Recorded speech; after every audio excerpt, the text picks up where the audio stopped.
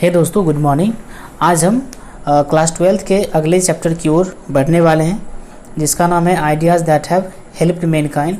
और इसके हम समरी को कवर करेंगे और रीड करेंगे बारीकी से। ठीक है, हमारा पहला सेंटेंस है the present prose piece ideas that have helped mankind has been written by the great poet Bertrand Russell.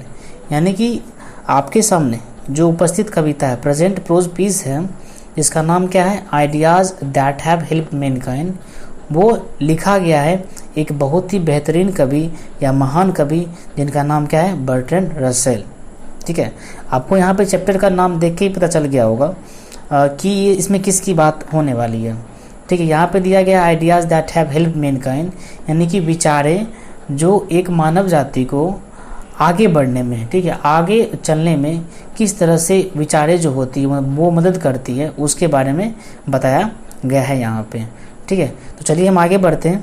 हमारा अगला सेंटेंस है he was a British philosopher and a prominent rationalist of the 20th century.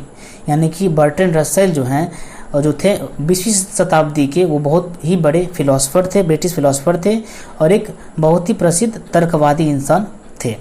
ठीक है, आगे हमारा sentence है in this chapter he talked about concern and ideas of human. अब इस चैप्टर में उन्होंने बात किया है कंसर्न के बारे में, चिंताओं के बारे में।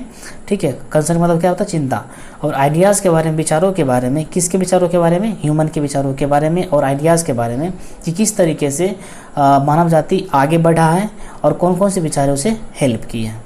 ठीक है, आगे बढ़ते हैं। हमारा अगला सेंटेंस है ideas have helped Mankind in many ways.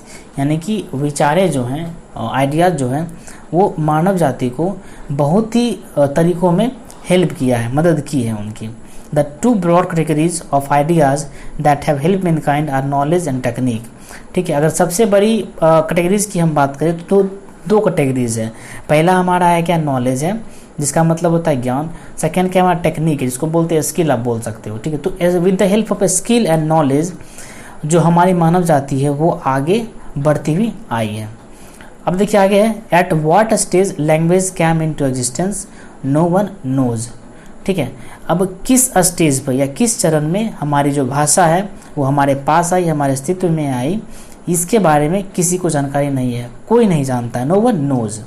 ठीक है, लैंग्वेज के बारे में। ठीक है, आगे बढ़ते हैं। हमारा अगला सेंटेंस है but one thing is sure that without language it would have been impossible to hand on from generation to generation the inventions and discoveries that were gradually made।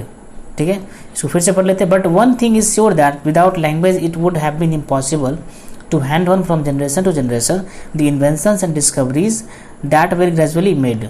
लेकिन एक चीज़ तो पक्का श्योर है कि बिना लैंग्वेज के बहुत ही असंभव होता एक जनरेशन को ट्रांसफ़र करने में, अपने टेक्निक्स को जो आगे बढ़ने में हेल्प करने वाले हैं, या जितने भी इन्वेंशंस हुए हैं इस जनरेशन में, या इस जितने भी डिस्कवरीज इस जनरेशन में हुए हैं, उस डिस्कवरीज को, उस इन्वेंशन को आगे पहुंचाना, आगे की जनरेशन या आगे की पीढ़ी तक पहुंचाना, ये कैसा होता है, इम्पॉसिबल होता है। किसके बिना, विदाउट लैंग्वेज के बिना। ठीक है, आगे हमारा सेंटेंस है, चलिए आगे पढ़ते हैं। The utilisation of fire was milestone. ठीक है, आगे बताया गया है the utilisation of fire was milestone in human progress. ठीक है, तो आग की जो यूटिलाइजेशन है, यानी कि जो उपयोगिता है, ठीक है ना, या जो मतलब जब भी इंसान के अस्तित्व में आई है, वो क्या हुआ था, एक तरह से समझ लीजिए माइलस्टोन था, यानी ऐतिहासिक दिन टाइप का था वो। ठीक है, fire was not only meant for promoting warmth but also use for cooking. Fire का उसमें मतलब ये नहीं था कि सिर्फ उसको ना सिर्फ गर्म करने के लिए, किसी चीज़ को गर्म करने के लिए उसका इस्तेमाल किया जाए, बल्कि उसका इस्तेमाल खाने के लिए भी, यानी कि कुकिंग करने के लिए भी उसका इस्तेमाल होता था। किसका, फायर का। ठीक है, तो एक बार फिर समझ लेते हैं। फायर जो था, फायर एक माइलस्टोन थी वो ह्यूमन प्रोग्रेस में, और उसका मतलब वहाँ पे सिर्फ प्रमोटिंग वार्मथ नहीं था, यानी कि गर्मी को बढ़ाना ही नहीं था, बल्कि पकाना भी था उसका। ठीक है, मतलब कि उस समय के लोग पकाना सीख गए थे उसके बाद जाके। ठीक है, आग के आविष्कार के बाद। आगे देखते हैं। पीपल टेम्ड, ठीक है, people tamed those animals which their religion taught them to worship. ठीक है, आगे सेंटेंस है हमारे पास people tamed those animals which their religion taught them to worship, यानी कि लोगों ने उस जानवर को पालतू बनाना शुरू किया, ठीक है, जो उसके धर्म को या जो उनके धर्म में सिखाया जाता है पूजा करने के लिए। यानी कि अगर कोई इंसान के बारे में अगर बात की जाए तो जो इंसान जिस चीज़ की पूजा करते हैं, जिस भगवान की पूजा करते हैं, तो उनका रिलीजन से जो संबंधित जो जानवर है उसको पता है, उन्होंने एक तरह से पालतू बनाना सिखा दिया, यानी सीख गए एक तरीके से बोल सकते हैं।